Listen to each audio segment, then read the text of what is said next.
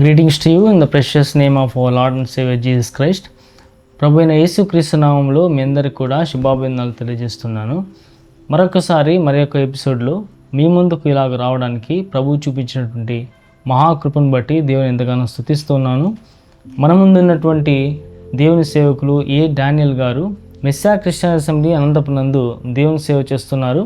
మన ముందున్నటువంటి ప్రశ్నలకు వారు జవాబు ఇవ్వడానికి సిద్ధంగా ఉన్నారు. మీరు ఆలకించి మేలు పొందాలని మనవి చేస్తున్నాను.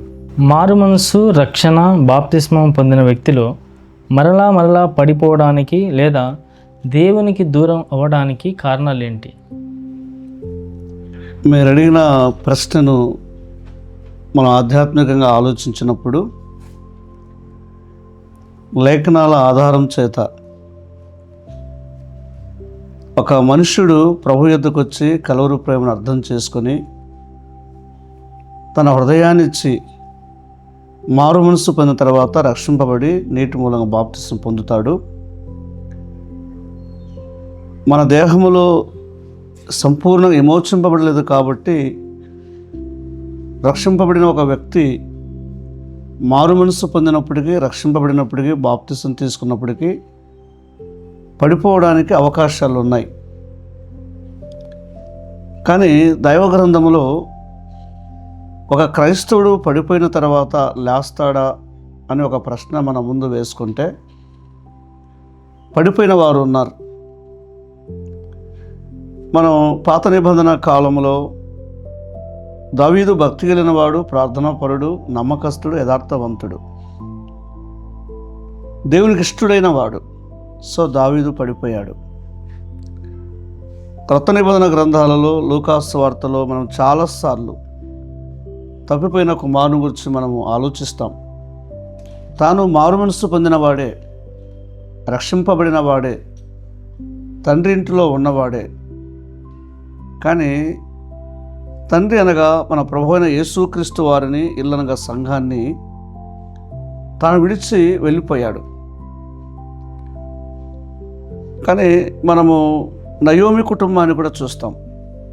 పాత నిబంధన కాలంలో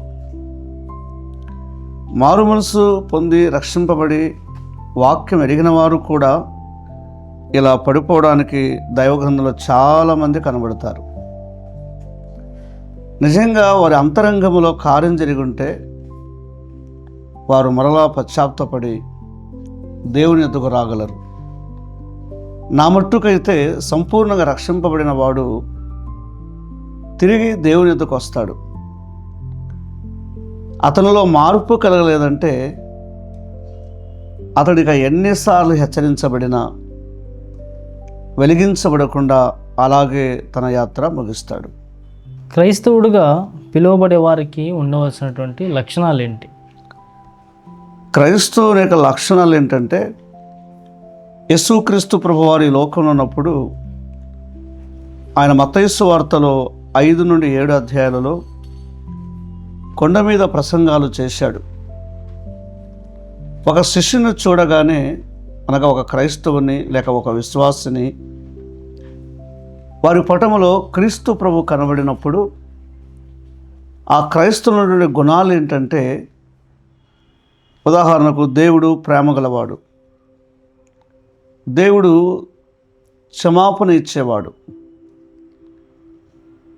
ఒక క్రైస్తవుడు తన గుణలక్షణాలు ఒక శత్రువు పట్ల కూడా ప్రభువులే ప్రేమించడం, ప్రభువులే క్షమించడం తన జీవిత విధానంలో చూపినప్పుడు దేవుని నమ్మని ప్రజలు కూడా క్రైస్తవులు అంటే ఎలా ఉంటారా అంటే వారి జీవితంలో క్రైస్తవుడు కలిగిన లక్షణాలు క్రీస్తును చూపుతాయి.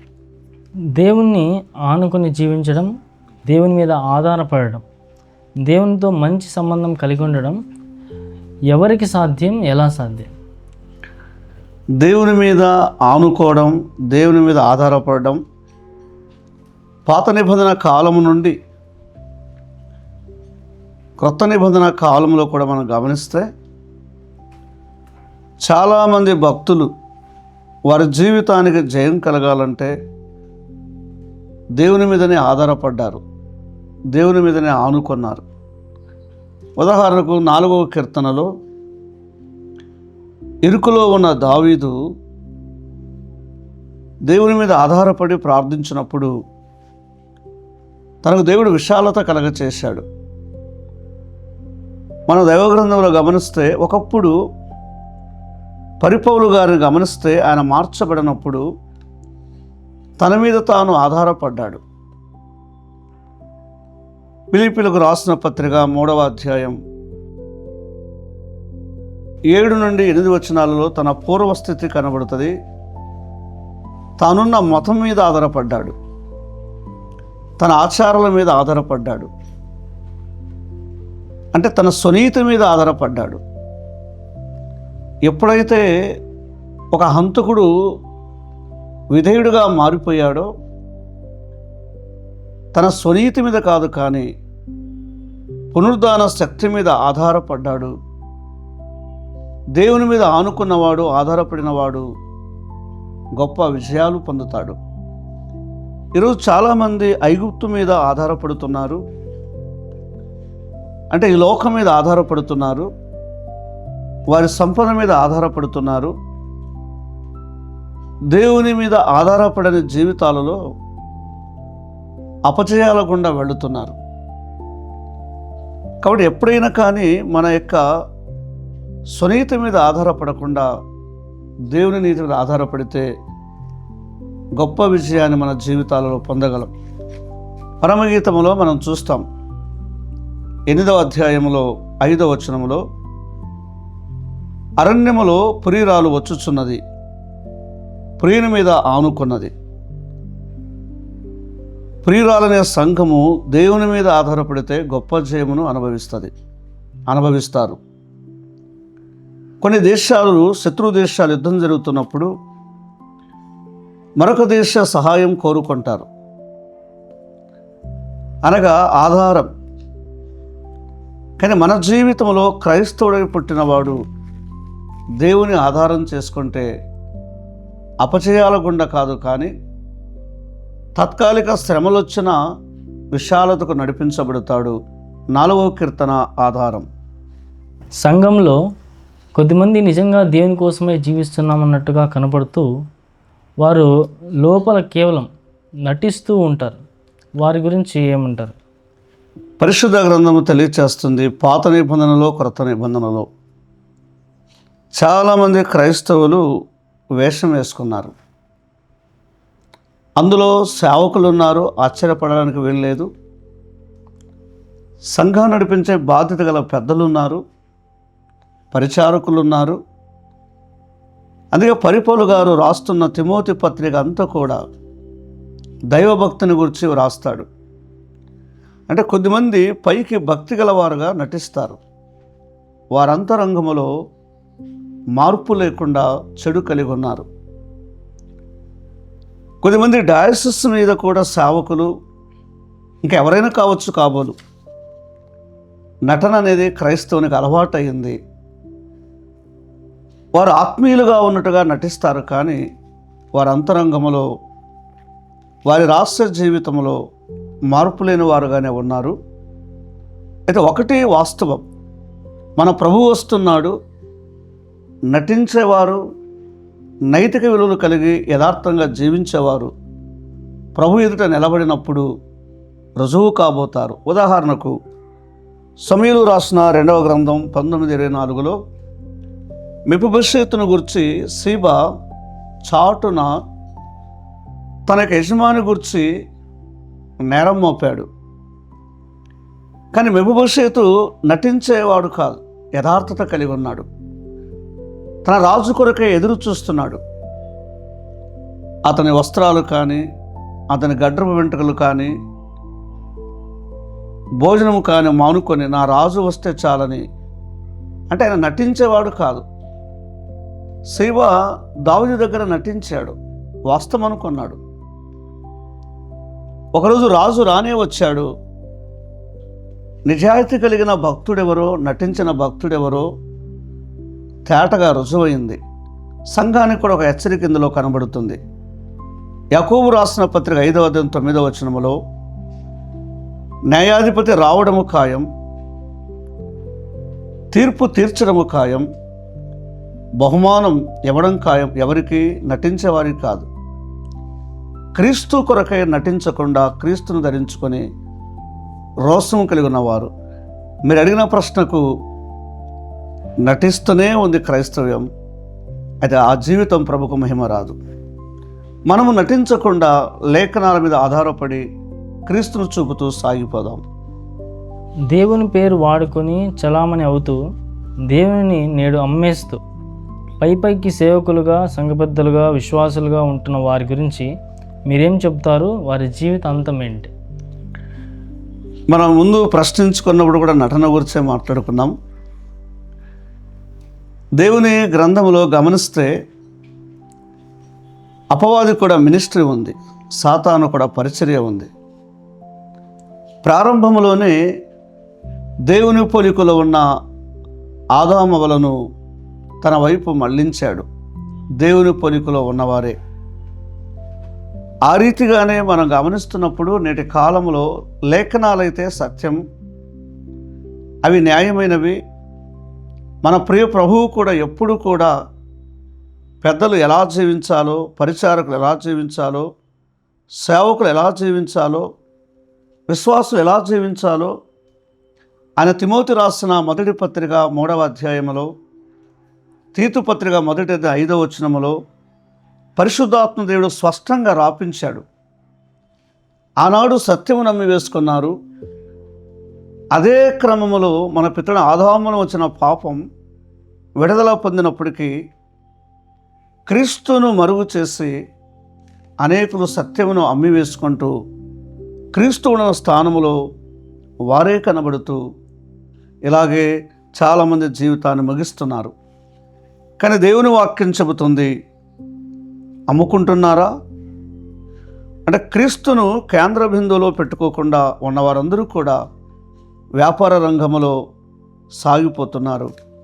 మత్తయి సువార్త 7వ అధ్యాయం 13వ వచనం గమనిస్తే మన ప్రభు ఆ విషయాలు రాజీ పడడం లేదు, కానీ ఖండిస్తూ హెచ్చరిస్తున్నాడు.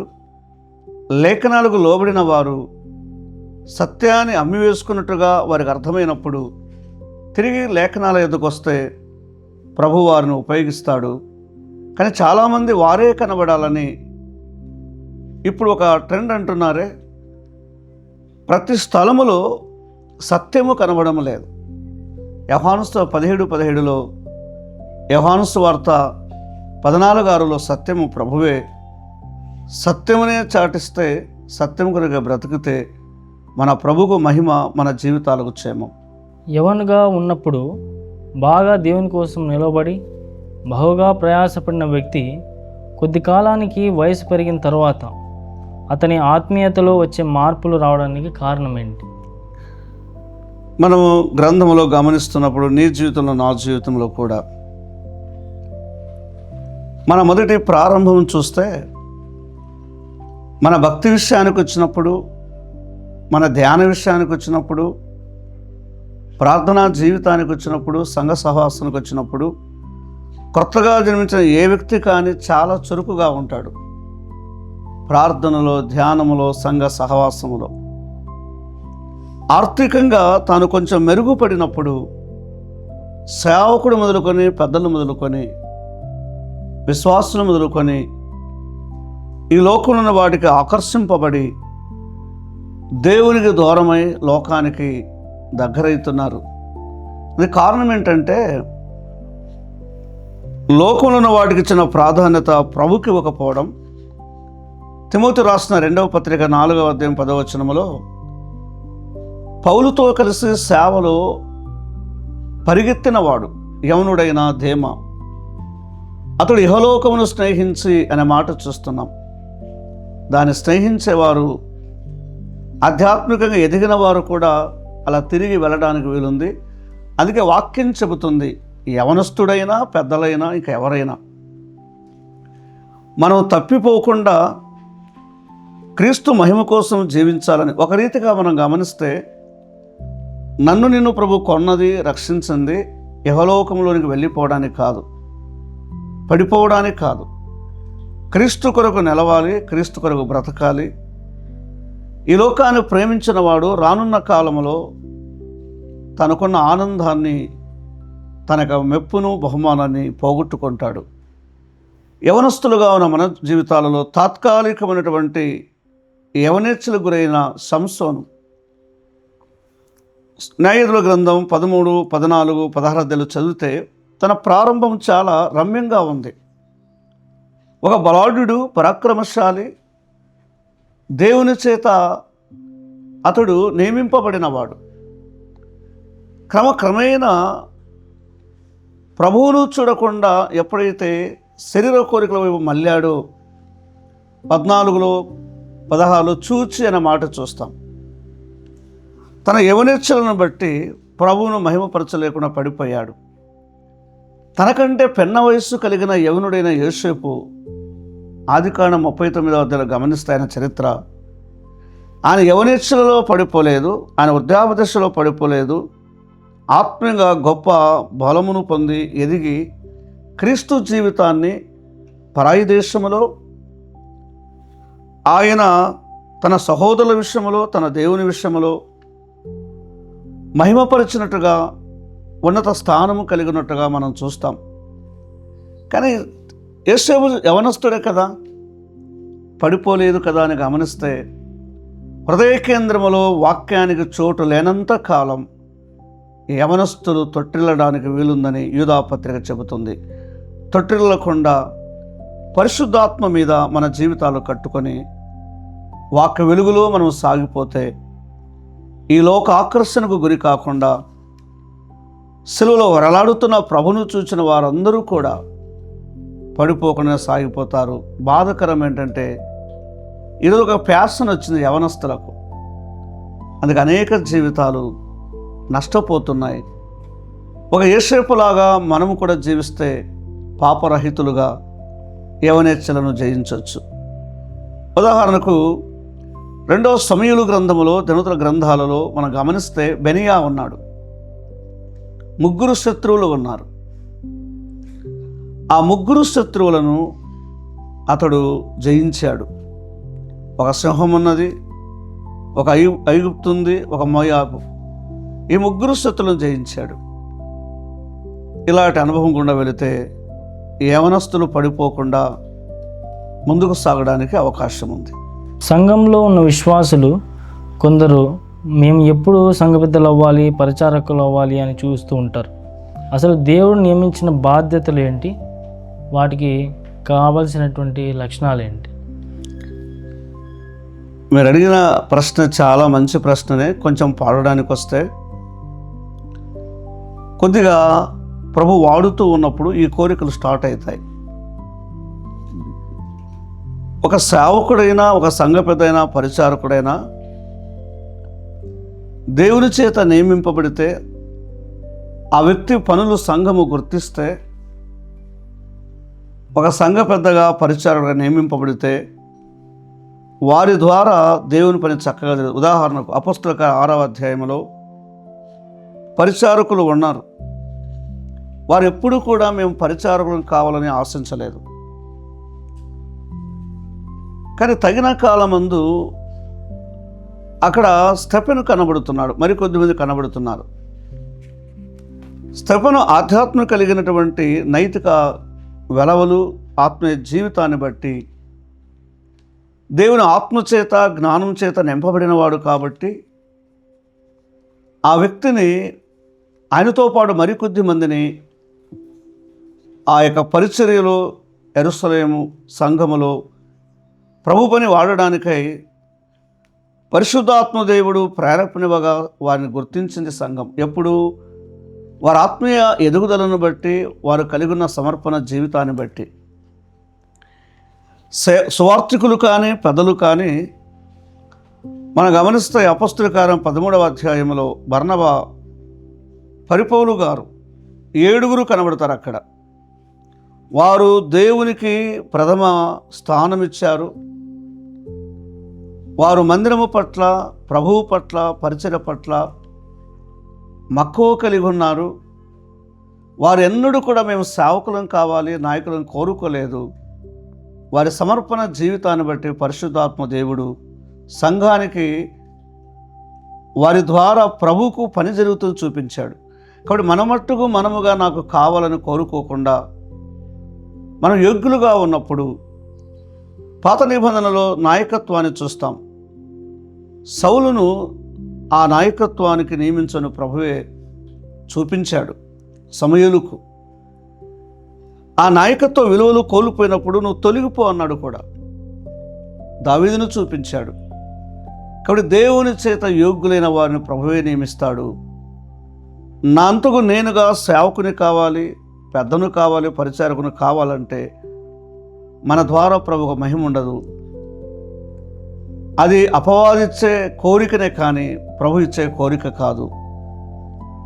ఎందుకంటే నాయకత్వం అనేది చాలా విలువైంది.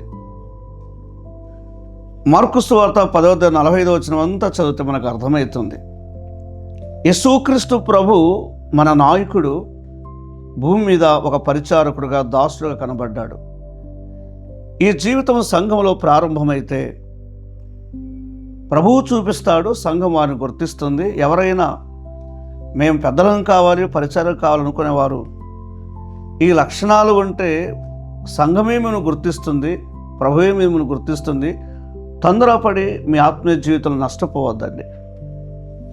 చాలామందికి ఉన్నటువంటి ప్రశ్న ఏంటంటే, మేము సంఘానికి వెళ్తున్నాం, మేము ఆరాధిస్తున్నాం, మేము చక్కగా దేవుని వాక్యం ప్రతిరోజు చదువుతున్నాం, మేము దేవునికి ప్రతిరోజు ప్రార్థన చేస్తున్నాం, మాకంటే ఆత్మీయతలో చాలా తక్కువగా ఉన్నవారికి చాలా మేలులు జరుగుతున్నాయి, మా యొక్క ఆత్మీయత ఎంతో గొప్పదిగా ఉన్నప్పటికీ మాకు ఎందుకు చెడు జరుగుతుంది, లేదా నష్టం జరుగుతుంది, లేదా మేము చాలాసార్లు కోల్పోతున్నాం, కొన్ని దుఃఖ సమయంలో కొన్ని సమస్యలు గుండా మేము వెళ్తున్నాం అన్నట్టుగా వారు చెప్తూ ఉంటారు.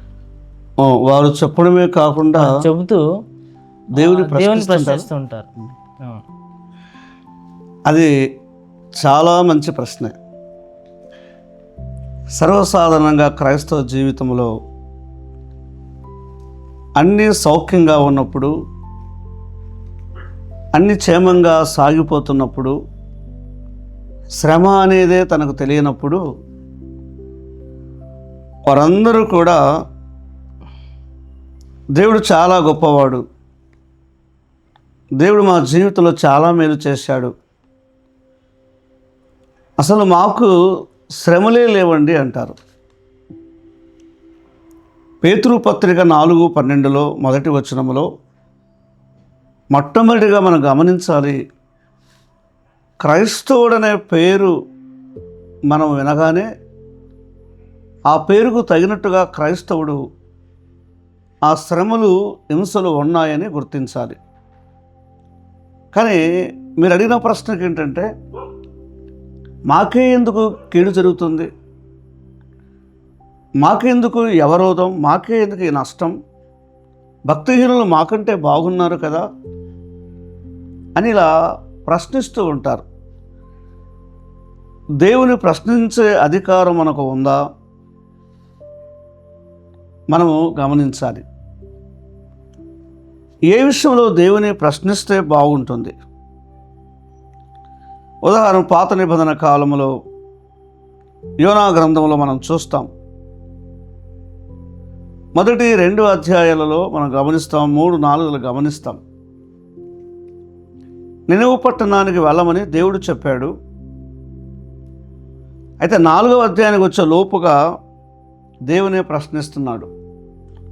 నువ్వు దయగలవాడవని ఎరుగుదును, నువ్వు పశ్చాత్తాపపడుతావని ఎరుగుదును అంటే దేవుని మీదనే మండిపడుతున్నాడు. యోబు చాలా భక్తి గలవాడు, ప్రార్థనాపరుడు. ఆయన కూడా యోబు గ్రంథం 40వ అధ్యాయం మొదటి 9 వచనాలు గమనిస్తే ప్రశ్నిస్తున్నాడు.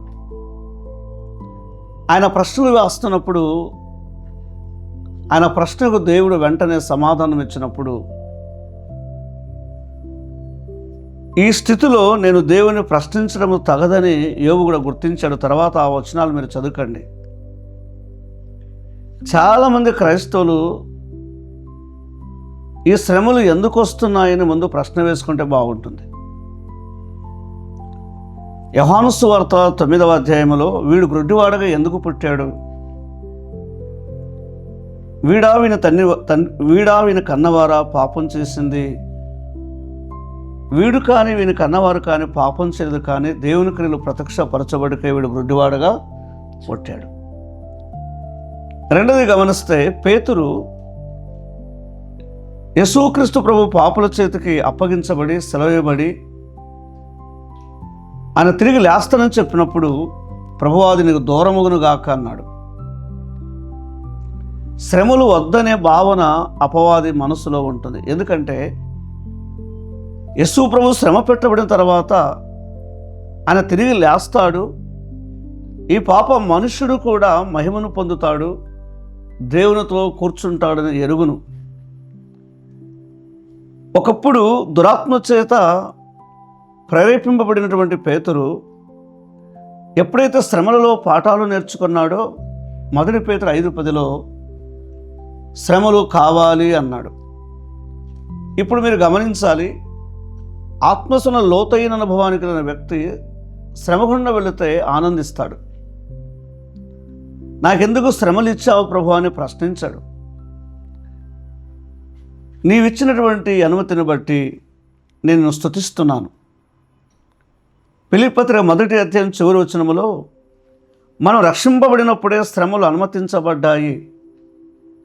ఆ వాక్యాన్ని క్రైస్తవుడు లేక విశ్వాసి లోతైన అనుభవానికి వెళ్ళినప్పుడు ఆ సత్యాన్ని అర్థం చేసుకుంటాడు. ఇక నేను దేవుని ప్రశ్నించనని యోబులాగా ఆగిపోతాడు.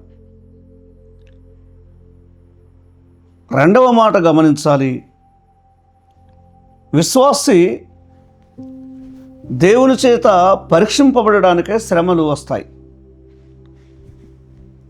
ఉదాహరణకు ఆదికాండం 12వ అధ్యాయంలో అబ్రహామును దేవుడు పిలిచాడు. అతడు ఎన్నడూ చూడలేదు, కానీ దేవుడు చూపించే దేశానికి విశ్వాసంతో విధేయతతో హెబ్రీ 11 ప్రకారం బయలుదేరాడు.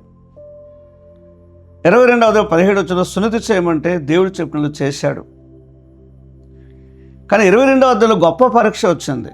నీకు ఒక్కడే ఉన్న కుమారుని నీవు మోరియా పర్వతం మీద తీసుకుని రమ్మన్నప్పుడు ఇది పరీక్ష. ఇప్పుడు అబ్రహాము దేవునితో ప్రశ్న వేయచ్చు, నాకు అసలు కుమారుని నేను అడిగానా, ఆ కుమారుని ఎందుకు ఇచ్చావు, నాకెందుకు ఈ శ్రమ, నీవిచ్చావు మరల నీవే ఆ కుమారుని అర్పించని చెప్పడం ఇది న్యాయమా అని ప్రశ్నించవచ్చు. కానీ ప్రియులారా, మనం గమనిస్తే అబ్రహాము లోతైన గుండా వెళుతున్నాడు కాబట్టి విశ్వాసకి పరీక్షలు వచ్చినప్పుడు, పరిశోధన వచ్చినప్పుడు ఈ శ్రమలు నాకు ఎందుకు ఇచ్చావని ఆయన ప్రశ్నించలేదు. యాకోబు పత్రిక 1వ అధ్యాయం 2-4 వచనాలలో గమనిస్తే విశ్వాసులకు పరీక్షలు ఉన్నాయి, శ్రమలు ఉన్నాయని మనం గమనించాలి. ఇవి తాత్కాలిక శ్రమలు, ఇవి ఎన్నతగినవి కావు. కొంచెము కాలము శ్రమలు ఉంటాయి. 1 Peter 5:10 ప్రకారం తర్వాత నిత్య మహిమ ఉంటుంది. యాకోబు పత్రికలో వి షుడ్ బి పర్ఫెక్ట్, మనం సంపూర్ణులు కావడానికే ఈ శ్రమలు వస్తాయి. ఇంత లోతుగా క్రైస్తవుడు ఆలోచించడు. నేను భక్తిగా ఉన్నాను కదా, నేను నమ్మకస్తుడుగా ఉన్నాను కదా, నాకా ఈ శ్రమలను ప్రశ్నిస్తాడు. విశ్వాసులకు ప్రభు పేరిట ప్రేమతో చెబుతున్నాను, ఈ శ్రమ తాత్కాలికమైనది, ఇది ఎన్నతగినది కాదు. రోమాపత్రిక 8వ అధ్యాయం 17-18 వచనాల్లో గమనిస్తున్నాం. ఇంకొక విషయాన్ని గమనించాలి. 1 కొరింథీ పత్రిక 10వ అధ్యాయంలో ఈ శ్రమ నుండి ఎలా బయటపడాలో దేవుడు మనకు మార్గము చూపిస్తాడు. ఈ శ్రమలు ఎందుకు వచ్చాయంటే దైవత్వంలో మార్చబడడానికి, ఈ శ్రమలలో ప్రభును మహిమపరచడానికి. కాబట్టి ఎన్నటికీ కూడా నాకా ఈ శ్రమను ప్రశ్నించక ఒక అబ్రహాము వలె విశ్వాస హృదయం కలిగిన వారే శ్రమ గుండా వెళితే ఒక యోబు వలె సువర్ణముగా మన జీవితాలను మారుస్తాడు. మరి ఎందుకు ఈ క్రైస్తవం ఇలాగున ప్రభువును ప్రశ్నిస్తుంది? లేఖనాల అనుభవం లేకపోవడం, లోతైన అనుభవానికి వెళ్ళకపోవడం, శ్రమ గుండా సహనము కలిగి సహించుకొని ముందున ఆనందం కోసమై సిలువనెత్తుకొని వెళుతున్న ప్రభువును చూస్తే మనకు శ్రమలు అర్థమవుతాయి. ప్రతి ఒక్కరు అలాగే ప్రశ్నిస్తున్నారు. నా కానీ లోతైన అనుభవం లేకపోవడమే, ప్రభువును సరిగా అర్థం చేసుకోకపోవడమే, ఆయన శ్రమలలో మనం విడిచిపెట్టాడని కాదు, మనం ఆయన పరీక్షిస్తున్నాడు. మంచిది, యవనస్తులు ప్రేమతో ఆహ్వానించి మీరు మంచి ప్రశ్న అడిగారు. మీరు ప్రశ్న అడగడమే కాదు, అనేక యవనస్తుల మధ్యలో వారి అనుమానాలు తీరుస్తూ ప్రభు పరిచయలో మీరు సాగాలని ప్రభు అయిన యేసుక్రీస్తు పేరట మేము నిండాలా దీవిస్తూ మీ కొరకు ప్రార్థన చేస్తానని, చూస్తున్న యవనస్తులారా, యవనురానులారా, మీరు కూడా ధైర్యంగా ఉండి లేఖనాల వెలుగులు నడవండి. ప్రభు మిమ్మల్ని బలపరుస్తాడు. అట్టి కృప దేవుడు మీకు అనుగ్రహించును. అందరికీ వందనాలు. సరే, మంచిది. మీరందరూ కూడా ఆసక్తిగా ఈ కొద్ది నిమిషాలు ప్రశ్నలన్నిటికీ జవాబులు విన్నారని విశ్వసిస్తున్నాను. అలాగే మీకు ఇంకా ఏమైనా సందేహాలు, ప్రశ్నలు ఉంటే కింద కామెంట్ సెక్షన్లో మీ యొక్క ప్రశ్నలు మీరు టైప్ చేసి మాకు పంపించవచ్చు.